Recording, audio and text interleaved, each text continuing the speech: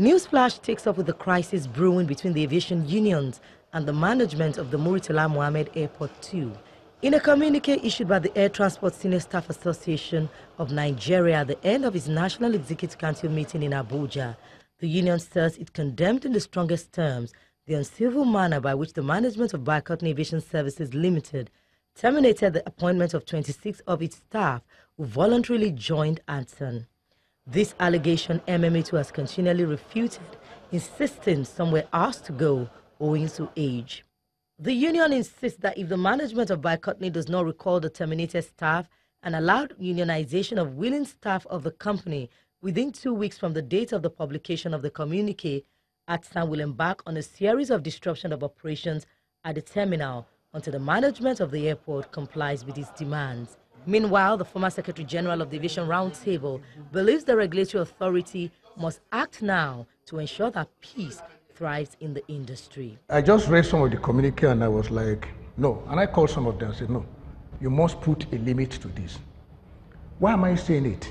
If you go, you say you want to disrupt the operation of the airport and you are calling other operators that they should start finding an alternative, I get worried. And the question I ask is that what is the NCA doing about it? There is nothing that happens in aviation today, good or bad, called the NCA. If they fail to do it, then something is wrong. If you have 3 unions, today this one is on strike, that one is on strike. I just had last week, as this one was coming up. But I plead with the unions. I am pleading with them that they should sit down and look at the impact of what they want to do on the public. Apart from the public, the image of the country outside, especially like government is talking of concession. If you concession airport and you have this type of problem inside the country, how many people will come? And now to the airlines, as Arik Air has announced the diversion of all its flights arriving into Warri to Benin following the closure of Osubi Airport by the Nigerian Airspace Management Agency. The Airspace Agency, in a circular issued on August 29, 2018, said it was withdrawing air traffic services from Osubi Airport from September 3, 2018 until further notice. In order to minimize the disruption this will cause passengers, Arik insists all its flights into Osubi Airport Warri from Lagos and Abuja will land at the Benin Airport from Monday, September 3rd until the Warri Airport is reopened. Let the runway and tarmac of the Akanu Ibiam International Airport, Enugu, receive due attention. That's coming from the governors of the Southeast state after a meeting of their forum.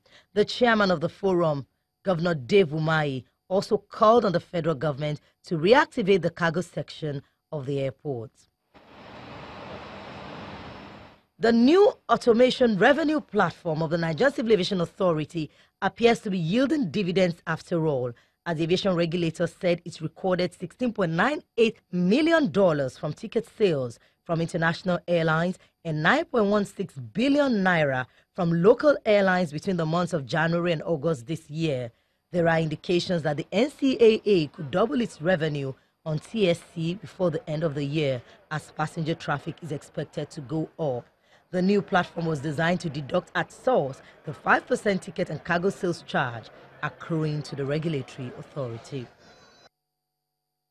Finally, on Newsflash, British aeronautic pioneer Gravity Industries is continuing to push the boundaries of human flight with a special suit, as 2 jet flyer pilots set new records at Bournemouth Beach late last week, but not without a slight mishap as one pilot crashed into the water.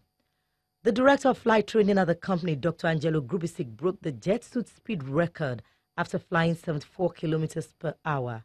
Founder and chief test pilot Richard Browning flew the longest distance of 1.4 kilometers. Grubisic took a very public splash in front of thousands who had gathered to watch the pilots.